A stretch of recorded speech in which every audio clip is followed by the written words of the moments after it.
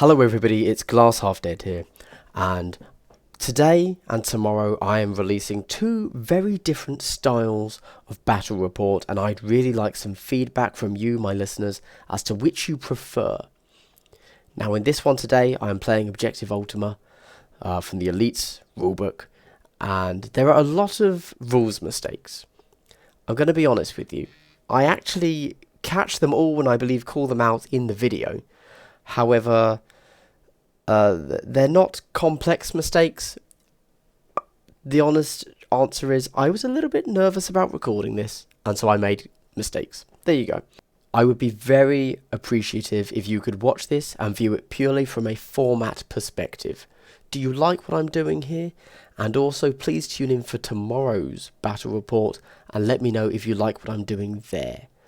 And then hopefully, if there's a general consensus about which people prefer, I will record more of that type of battle report. And if you're wondering why I'm starting this battle report with a Stormcast and an Allarus Custodes, that is because if, like me, you have made a Grey Knights army or faction, force, team, etc. out of Grey Knights, and you decide, or out of Stormcast, sorry, and you decide that maybe you want to add a Paladin or a Terminator, well actually, Stormcast are very large models. So it's quite a challenge to find a model bigger in some manner than a Stormcast. Allarus Custodes are one of the very few that manage to do that. This is my plan. I am going to build up an Allarus Custode that can be a Paladin or a Terminator if I ever want it to be. Anyway, enjoy the battle report and let me know what you think of it, ignoring the many rules mistakes I make. Thank you. And here we have the Grey Knights. In the middle, we have the leader with Falchions. On the left, in the yellow, we have combat with Falchions. On the right, in the red, we have a Zealot with Falchions. Back left, in the green, we have a normal guy with Falchions. Back right, with an Incinerator, is actually a Veteran with Incinerator, obviously. And here we have the Necrons. The blue Gorse Flare, or Blaster, can't remember, in the middle. In the front row is the leader. The Lich Guard is combat. The converted flayed one in the middle, the front here, is a Zealot, and the guy on the left is comms. And here we see the deployment of the Objective Ultima board.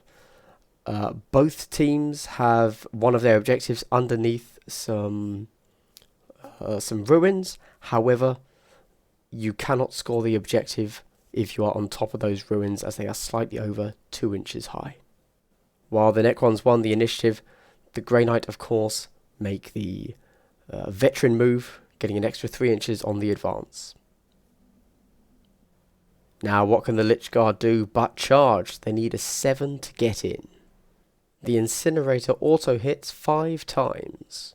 Not good for the Lich Guard.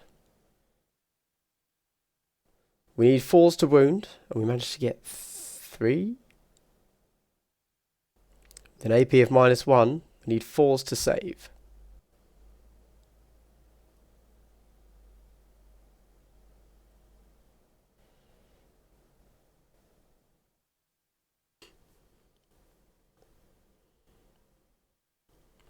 And the Lich Guard rolls double 6s for the charge.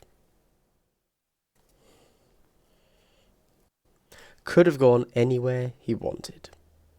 Now the Necron Immortal in the far corner there is going to make a move. Unfortunately can't quite reach with its mere 5-inch movement, so has to advance, but only rolls a 1. Unfortunately, it doesn't get to within 2 inches of the objective. Now the Necron Flayed One Zealot decides to make a move into the middle. He gets a 4 on the advance, giving it a movement of 9. And we can see that the rocks here are under 1.5 inches, and so he can move over them unimpeded. 9 gets him easily into the centre. We then have another Flayed One up top, who gets 4 again, giving him a 9. And the final one gets 5, easily getting all 3 into the centre. The ruins were under 5 inches on the drop, and so they had no problems. And here then the Necron leader advances 5 inches, a big movement of 10. And here we awkwardly measure how far the final immortal needs to move up to the second story.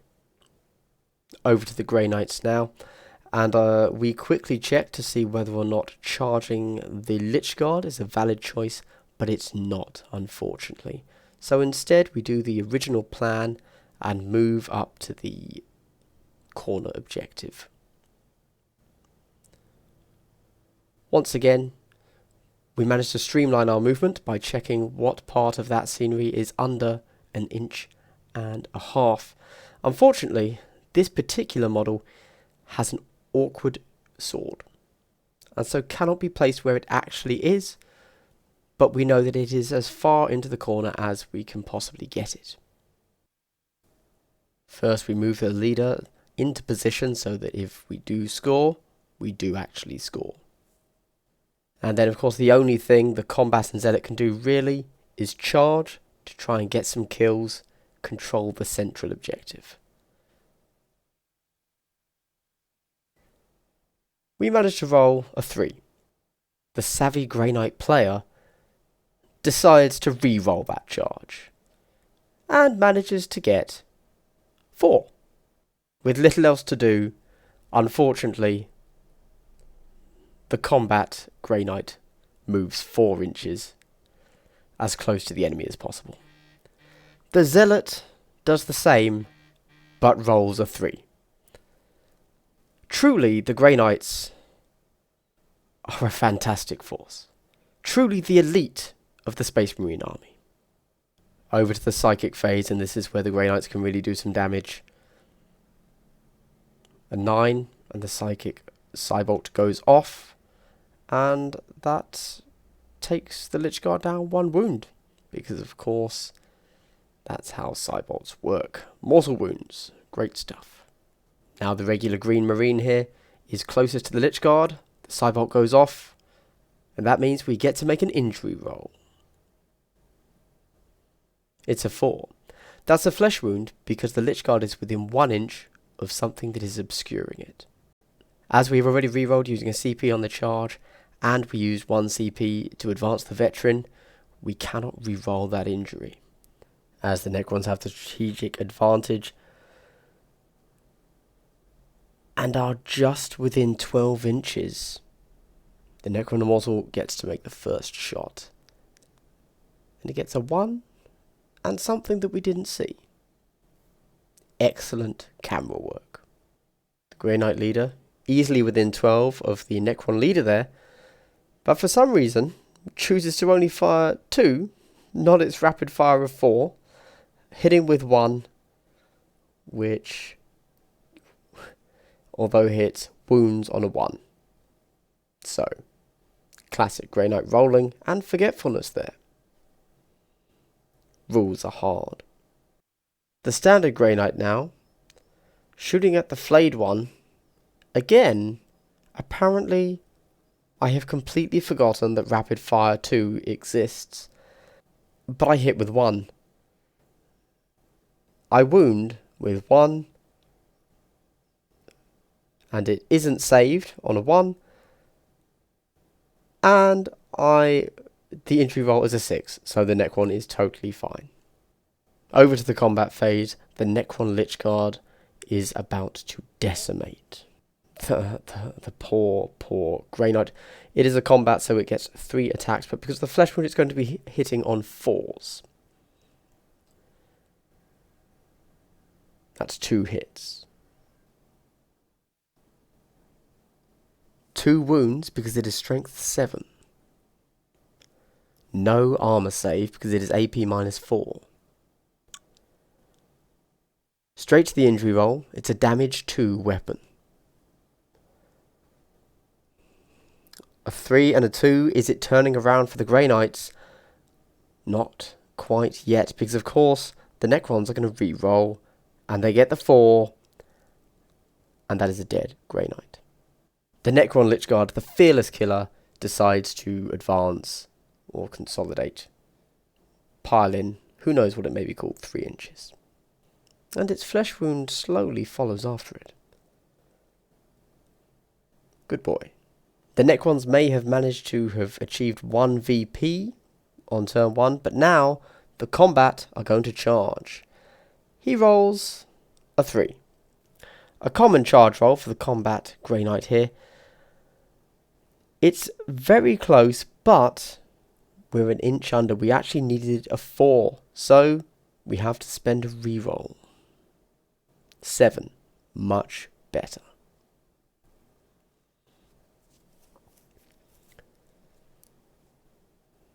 It would have actually been enough to get me into combat with the Lich Guard, but I hadn't declared that as an option, and best to focus on the objectives.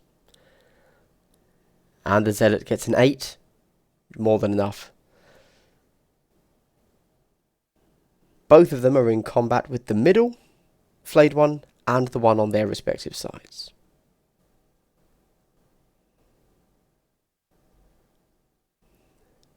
The Green Grey Knight overwatched and failed.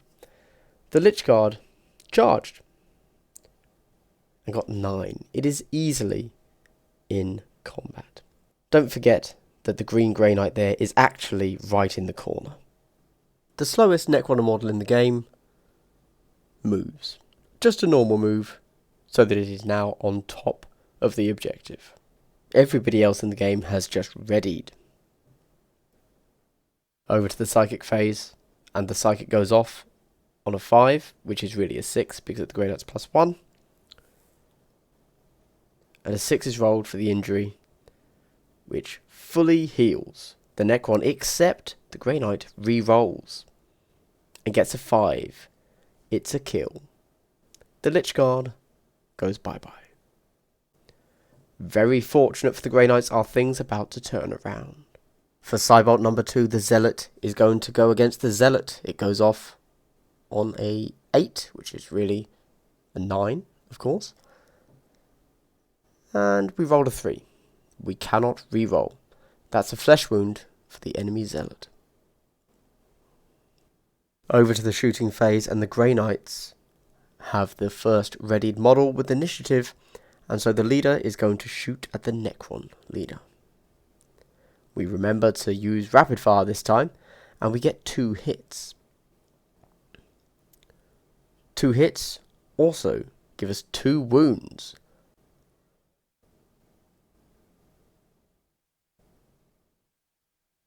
One save is made, 1 goes through. A reroll is made, and it still goes through. And we roll a 2. The Grey Knights at this point are out of CP. That is a flesh wound on the Necron leader. Now the Necron leader returns fire. 3's but obscured, so only gets 1 hit with a 4 there. Over to the Grey Knight's next shot, and the green guy needs 4's, manages to get 2 hits. Needs 4's to wound. 1 goes through, and is saved. The Necron on top of the tower is over half range to the Grey Knight leader, so is it going to be at -2 BS, but rolls a 6. Quite the sharpshooter. Strength 5 into toughness 4 needs 3's and gets the 3 on the wound. AP -2, so we need 5's or 6's to save that shot. We roll a 3. We use our final CP to reroll, and we roll a 1. Classic Grey Knight rerolls. We then get a 5 on the injury roll, and that is the Grey Knight leader exhumed thoroughly. Grey Knights feeling the burn. 2 shots from the Necron, 1 of them hitting. Needs a 3, gets a 5. 5 up, save. We roll a 4. We don't quite make it in. We have no CP. We get a 4. That is a flesh wound on the Grey Knight. Over to the charges, and the Grey Knight Zealot goes first. They decide to place 2 attacks into the enemy zealot, and 1 attack into the middle. The 2 attacks, 1 hits, 1 misses. Need 4 to wound. And rolls a 2. Unfortunate. No CP left. The single attack on the middle gets a hit. 4 to wound. A wound. AP -2 from the Falchions there. 2. It goes through. We then get damage D3 on the Falchions.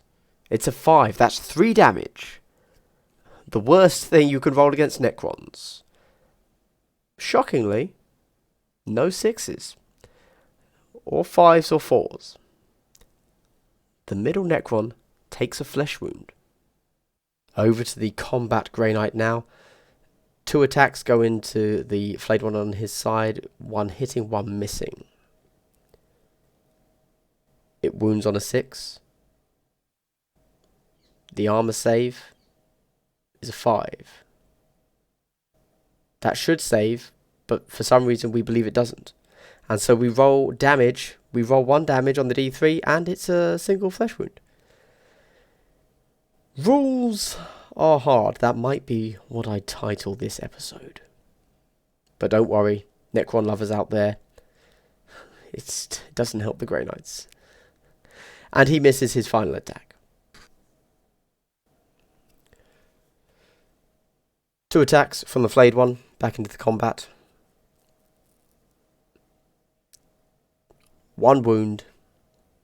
But you get to re-roll wounds with the Flare Claws. I'm also using the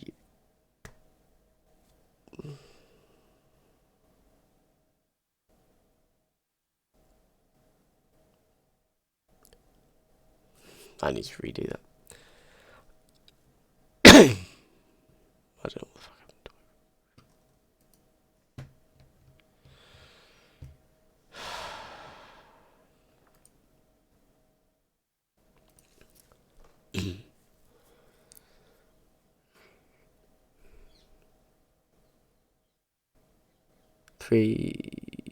3 attacks back from the flayed one. 1 hit, 2 miss. You can reroll misses, so that's 2 hits in total for the flayed one. Needing 4s to wound. You can reroll failed wounds. 1 goes through. It's an easy save. No problem for the Grey Knight. The middle flayed one puts all 3 of its attacks into the combat Grey Knight. You can reroll hits because of the dynasty. That's 3 hits. Needing 4s to wound. Can reroll failed wounds. That is 3 wounds. Unfortunately, the Grey Knight fails 1. No rerolls available. Damage. It's a 5. The Grey Knight combat goes down. It's the enemy zealot's turn now, and it has a flesh wound, so it's hitting on 4s. It can still re-roll the misses, though. And that's 3 hits. It's now going to be wounding on 4s. Re-rolling failed wounds. A zealous roll, but it worked. That's 3 wounds. No AP. 4 ups. Just like with the combat. 2 saves, 1 goes through. 1 damage. And that is 1 dead Grey Knight. At the end of that second round, the Grey Knights break with an 8, as the final model left on the board only has a leadership of 7. At this point, the Grey Knights concede, even though technically the game should continue for 2 more turns. Surveying the ruined battlefield, the Grey Knights are extremely sad. The Necrons, despite being cold, heartless monsters, triumph in their victory.